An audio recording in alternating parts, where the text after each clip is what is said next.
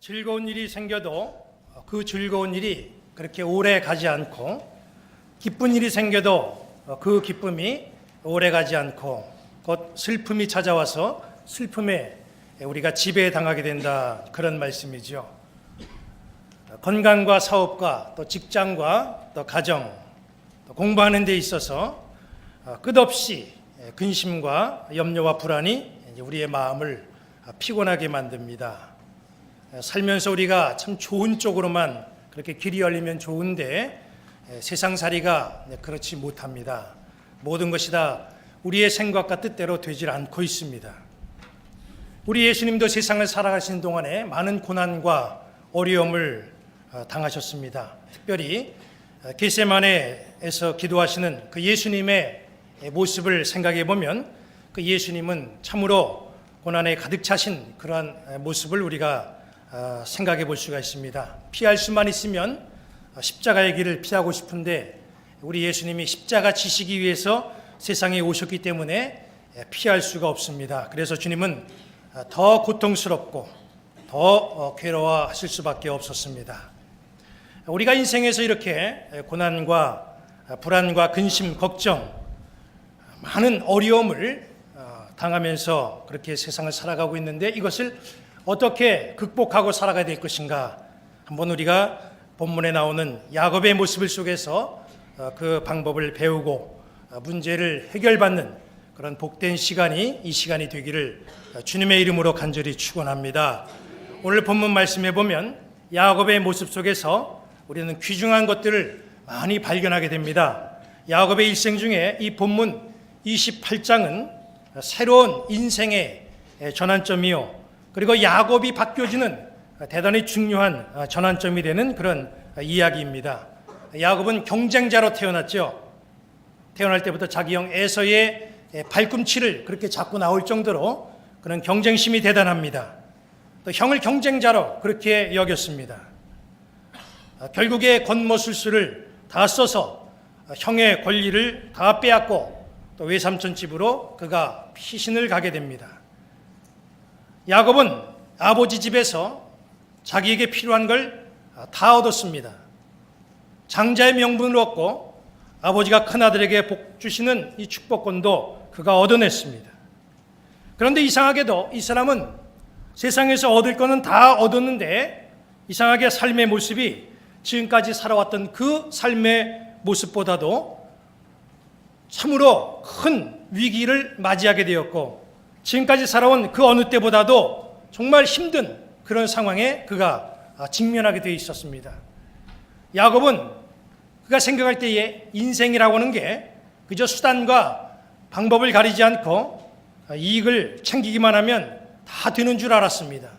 일단 위에 올랐으면 다 될 수 있다, 그는 그렇게 생각했습니다. 그런데 그의 계획과 행동이 오히려 고난의 출발점이 되었고 유랑 생활을 시작하게 되는 그런 시작점이 되었습니다. 야곱은 나이가 많아서 앞을 제대로 보지 못하는 아버지를 속이고 형이 가져야 될 것을 다 가로채고 정말 허겁지겁 아버지의 집을 빠져나와서 외삼촌이 살고 있는 하란으로 그렇게 피신을 가지요. 교통수단도 없이 먼 길을 걸어서 가는데 날이 어두워졌습니다. 밤에 알 수 없는 길을 그것도 혼자 간다고 하는 것은 대단히 위험합니다.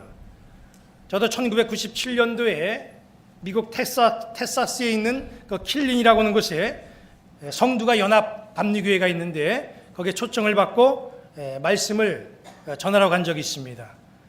그 킬린이라고 하는 그곳에는 정말 지도상으로 볼 때 아주 자그마한 그런 표시로 되어 있는 도시였습니다. 제가 어떻게 거길 갈까 보다가 가만히 보니까 거기에는 동네가 작은 것 같고 비행기가 거기까지 갈 것 같지가 않아서 다른 방법을 좀 생각해 봐야겠다, 그렇게 생각했는데 나중에 알고 보니까 거기도 비행장이 있고 그런 작은 도시에는 경비행기가 다 이렇게 운행하는 그런 공항들이 다 있었다는 것을 알고 있었어요. 그런데 지도를 보니까 너무나 작은 도시이기 때문에 거기에 무슨 공항이 있을까 그렇게 생각하고 그 주변을 살펴보니까 그 주변에 제일 가까운 큰 도시가 휴스턴이라고 하는 그런 많이 들어왔던 그런 도시가 표시가 있었습니다. 그래서 휴스턴까지 비행기를 타고 가서 거기서 이제 차를 빌려서 킬린까지 그렇게 가게 됐습니다. 토요일 날 하루 종일 운전을 해서 거기 도착을 한 다음에 그 다음 날 주일날 이제 오전 예배와 또 오후 예배를 드리고 다시 휴스턴으로 그렇게 돌아가려고 하는데 교인들이 어떻게 가십니까? 어떻게 가냐고 이렇게 저에게 물어봤어요. 그래서 저는 차를 가져왔기 때문에 휴스턴까지 차를 갖고 운전해서 가야 됩니다. 그렇게 얘기하니까 교인들이 깜짝 놀라는 거예요. 왜냐하면 거기에 그 텍사스 그쪽에 밤길을 벌판을 거기를 달린다고 하는 것은 강도들의 표적이 된다는 거예요. 대단히 위험하다는 것이죠. 잘 모르니까, 전 아무것도 모르고 무식하니까 그냥 뭣도 모르고 그냥 차를 빌려서 거기까지 그냥 간 겁니다. 그 생각을 가만히, 그 얘기를 듣고 가만히 제가 생각해 보니까 정말 이 휴스턴에서 이 킬린까지 올 때 별로 그렇게 차도 안 보이고 건물들도 없고 그냥 벌판이고 마치 망망대해를 항해하는 배처럼 그렇게 왔거든요. 이제 돌아가려고 하니까 걱정이 되는 거예요. 이게 밤길이고 물어보니까 이 가다가 타이어가 펑크가 나든지 차에 이상이 생기면 아주 큰일 난다는 겁니다. 거기 인적이 없기 때문에 거의 그건 아주 위험천만한 일이다. 그렇게 얘기를 해서 그 얘기를 듣고 이제 밤길을 밤새도록 달려오는데 상당히 제가 긴장된 그런 때가 있었습니다. 정말 밤이 되니까 불빛이 하나도 없어요. 그리고 칠흑 같은 그 어두운 그 벌판에 길만 쭉 뻗어 있고 그것을 여행하는 그런 제 마음이 굉장히 힘들었던 때가 있었음을 제가 말씀을 드립니다. 한참을 달리고 나니까 이제 새벽 4시쯤 되니까 이제 휴스턴에 불빛이 싹 들어오는데 그때 비로소 제가 안도의 숨을 쉬었습니다. 밤길은 참 위험한 거예요. 그것도 혼자 가는 것은 상당히 위험합니다. 근데 야곱의 경우는 더 심각해요. 야곱은 광야를 이제 밤길에 걸어가는 겁니다. 미국은 그나마 표지판이 달려 있어가지고 그 표지판만 보고 가면은 충분히 갈 수가 있습니다. 그런데 야곱이 가는 그 길은 표지판도 없습니다. 게다가 밤이 되면은 광야는 동서남북을 구분할 수 없고 어디가 어딘지 종잡을 수가 없습니다. 광야에 살고 있는 들짐승, 또 모래 속에 숨어 있는 뱀이나 전갈 이런 것들은 광야길을 가는 사람들에게 대단히 큰 위협이 됩니다. 그래서 광야를 갈 때는 밤이 되면 그냥 갈 필요 없이 그 자리에서 밤을 지새고 동이 트면 다시 자기가 갈 길을 그렇게 가야만 됩니다. 그런 걸 보면은 하나님이 출애굽한 이스라엘 백성들을 밤에 불기둥으로 인도하신 걸 보면 얼마나 큰 은혜가 아닌지 알 수가 없어요. 야곱도 광야에서 이 밤을 맞이하게 되니까 갈 길을 멈추고 이제 쉴 만한 자리를 찾습니다. 야곱은 육신이 피곤했어요. 그런데 사실은 육신보다도 그 마음이 더 피곤했습니다. 아버지 집을 나올 수밖에 없었던 그 이유는 그에게 상당한 스트레스로 작용을 합니다. 다 큰 사람이 아버지 집에 나왔다고 하는 게 이게 무슨 스트레스가 되느냐 그렇게 생각할지 모르지만은 유목 생활을 하는 이 서남 아시아 지방의 이 문화적인 특성을 보면은 아버지 집을 나왔다고 하는 그 자체는 대단히 심각한 문제입니다. 유목민들은 가문을 중심으로 그들은 집단 생활을 합니다. 그리고 그 가문의 가장을 중심으로 해서 공동체 조직이 형성되어 나가고 있습니다.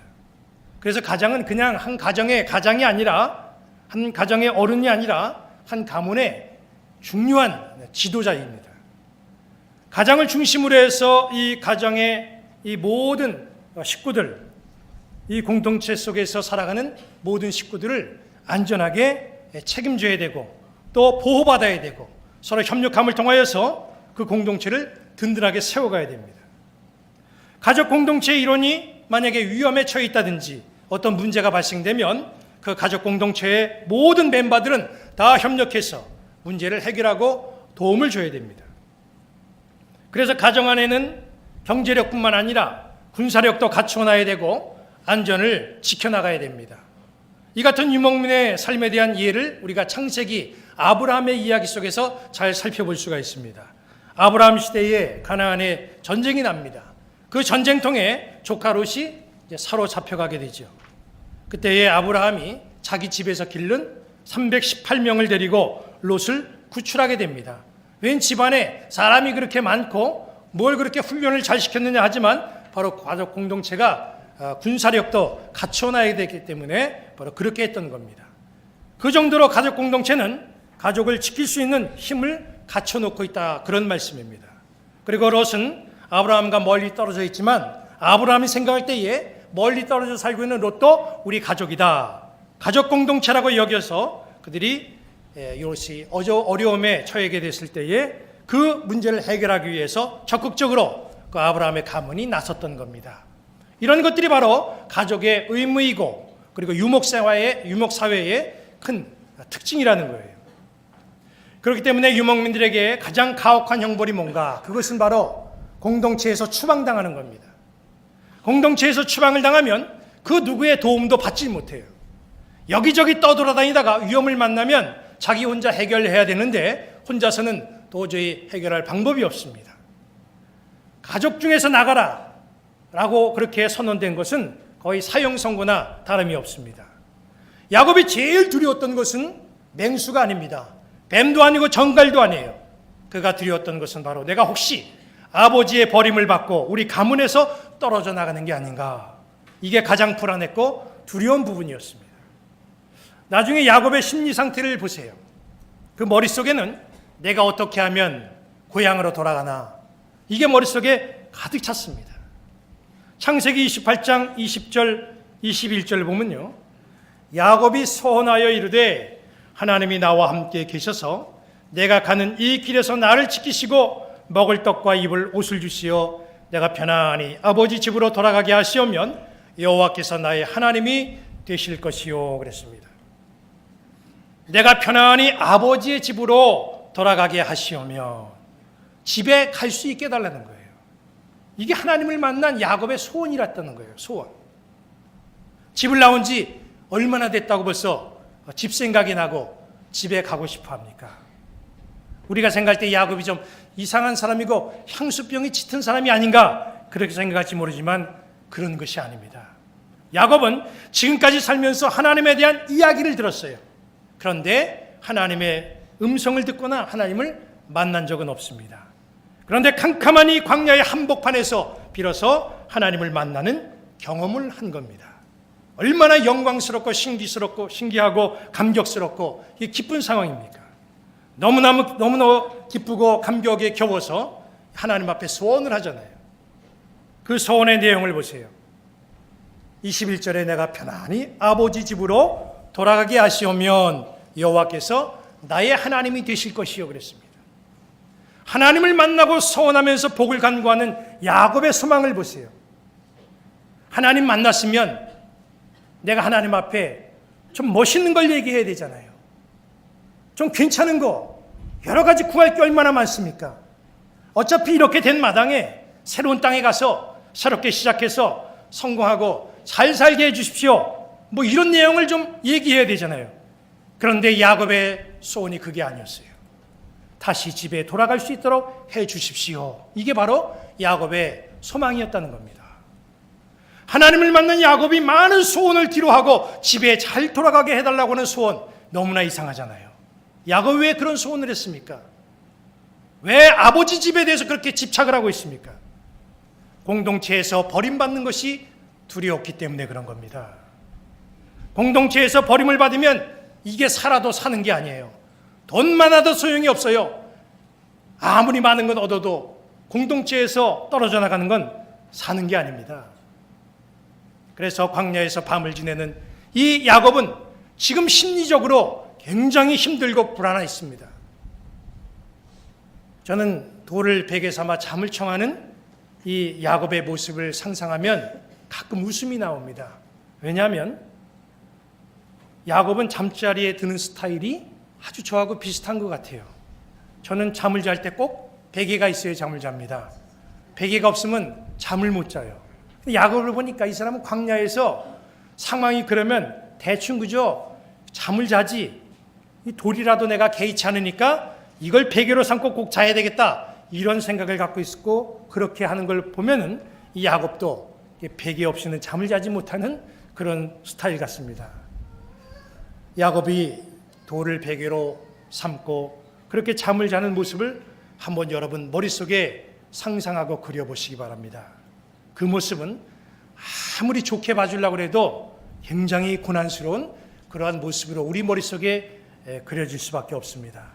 베개가 뭡니까? 베개는 잠을 자도록 유도하는 안식의 도구 아니겠어요? 그런데 안식과 휴식의 그 도구가 이 광야에서 하찮게 굴러다니는 돌이라고 하는 겁니다. 이게 무슨 의미입니까?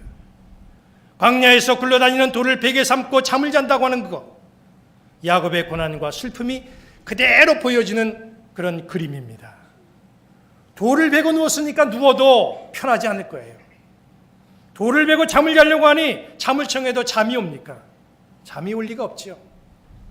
피곤해 지쳐있는 머리를 불편한 돌베개에 의존하고 있으니 얼마나 힘들겠습니까?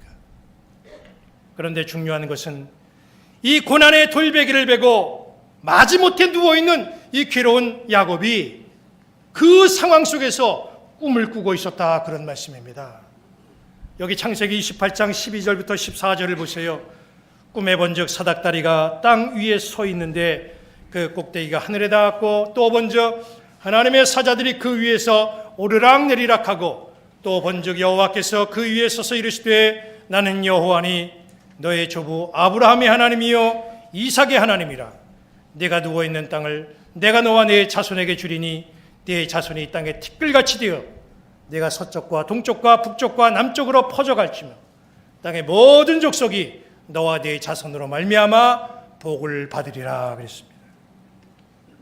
몸은 광야에 누웠고 머리는 고난의 베개를 베고 있습니다. 그러나 그의 눈과 생각은 소망의 세계를 바라보고 있고 꿈을 꾸고 있습니다.